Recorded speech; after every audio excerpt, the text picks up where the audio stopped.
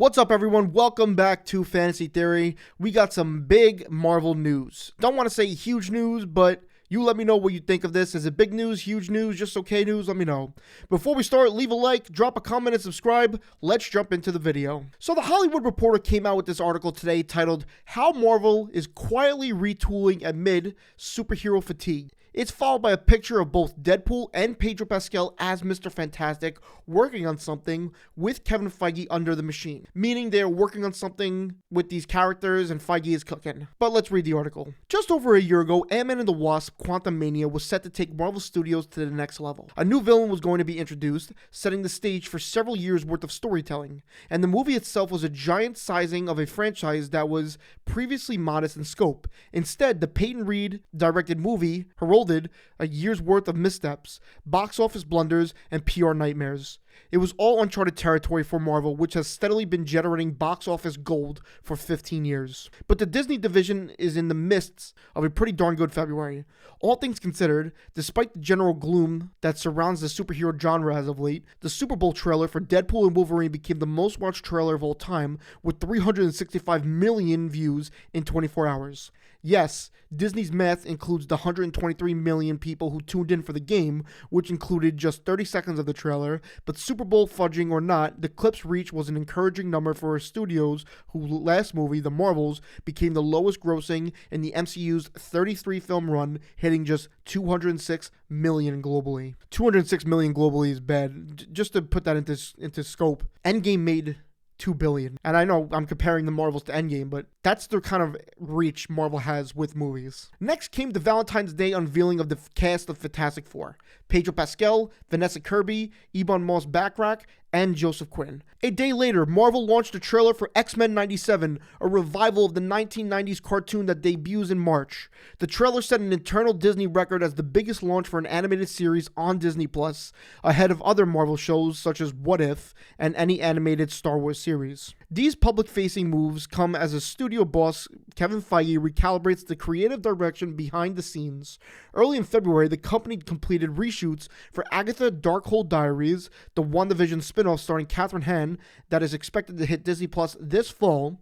The company usually budgets 5 days of reshoots into the schedule, but the studio completed the work in just one, fueling a sunny outlook around the show internally, according to sources associated with the series. So this is actually news to me. I thought the show wasn't even doing that well with all the different title changes, but with only 1 day of reshoots, it seemed like they had everything they already wanted and it was flawless. The studio also quietly hired Eric Pearson to polish the script for Fantastic Four, which will shoot this summer in London. Pearson is a company steward who worked on Thor Ragnarok and Black Widow and has a reputation for taking projects over the finish line. The stakes for that movie are high, as the studio is still searching for characters and actors who can carry its universe forward after the exits of Robert Downey Jr. and Chris Evans. Marvel also hired Joanna Kahlo, the showrunner for the acclaimed FX series The Bear, to work on the script for Thunderbolts. The Hollywood Reporter has learned the film will begin shooting in March in Atlanta.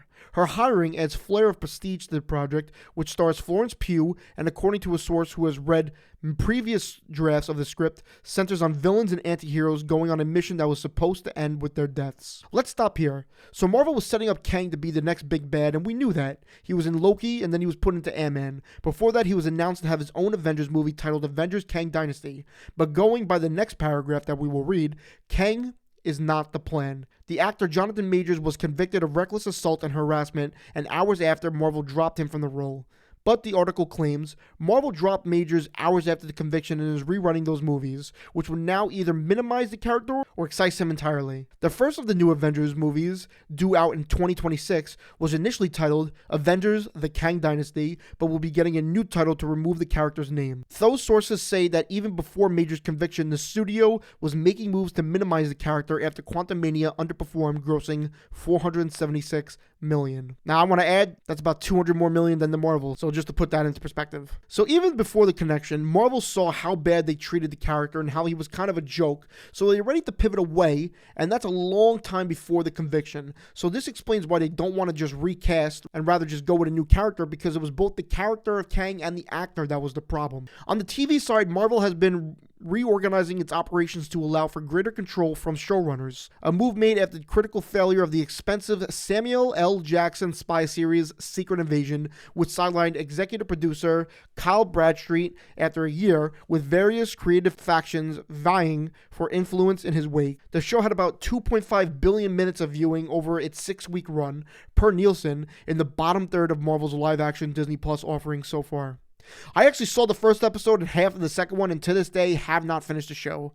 One of 2 Marvel projects I have not checked out or finished. So upsetting, but I do have no plans to finish it. The focus is internal this year, says one insider of all tinkering going on behind the scenes.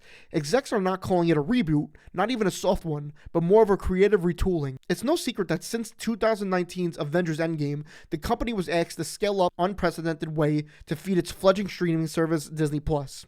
Then a top priority for Disney, which was in the thick of streaming wars, first under the direction of Disney CEO Bob Iger and later his short-lived successor, Bob Chapek, Marvel expanded into TV series and animation with the goal of the MCU becoming a place with a seemingly endless procession of year-round releases. It was an axe that proved too unwidely to sustain. Some of our studios lost a little focus, so the first step that was taken is that we reduced the volume. Iger said on February 7th earnings call, "We've reduced output, particularly at Marvel, in order to ensure the films you're making can be even better." As the Hollywood strikes ended in November, the studio delayed Captain America: New World Order 7 months to February 14th, 2025, to give it time to undergo reshoots. Iger touted Captain America 4 starring Anthony Mackie as among the 2025 Disney releases he was most excited for during the earnings call. He did not mention Blade, leading to speculation it will be moved from November 2025 date. It's unlikely Marvel will release 4 films that year given Iger's mandate to slim down. The dual writers and actor strikes, while costly to Hollywood, ironically gave Marvel breathing space.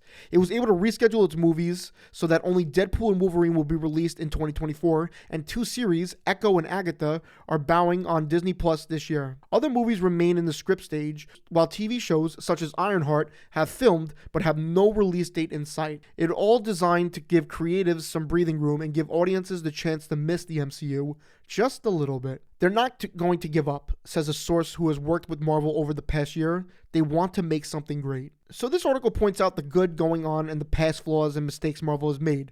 I feel like this article is trying to show that there of course was mistakes Marvel is now made, but they are back on the right track, hence like the picture and everything they're talking about. The article is trying to convince us not to worry, and they are of course cooking. They mentioned that Marvel is searching for people to lead the MCU like Chris Evans and Robert Downey Jr. did when they were a part of it. Now I'm one of those people who is for bringing them back. Maybe not the original character, but a variant at the most. But it seems they are really pulling for the Fantastic Four, Spider-Man, and Deadpool and Wolverine to be the saviors. I've heard many rumors that the MCU Wolverine is Hugh Jackman, and him, Robert Downey Jr. as Iron Man, and Tobey Maguire as Spider-Man will be the leads in the eventual Secret Wars, what everything is leading up to. These are just rumors, but up until then, we kind of been boom or bust on characters and movies. A lot of we ups and a lot of we downs. Marvel put a lot of thought into this Fantastic Four cast, and we know that. And bringing Ryan Reynolds and Hugh Jackman back as Deadpool and Wolverine is a big, I don't want to say desperation move, because that's not true, but it may be a power move. And finally, Kang. The movie is now being titled something else. I gotta admit, when we were introduced in Loki, I was hyped. He Who Remains was dope, but after that, he was, beaten by ants in Ant-Man and the Quantumania. Let me know what you think of this article. Is this positive news, or is this just kind of the same old stuff? The main takeaway, Marvel has seen its wrongdoings, and they are back in the lab cooking. Leave a like, drop a comment, and subscribe, and I'll see you all in the next one. Have an incredible day.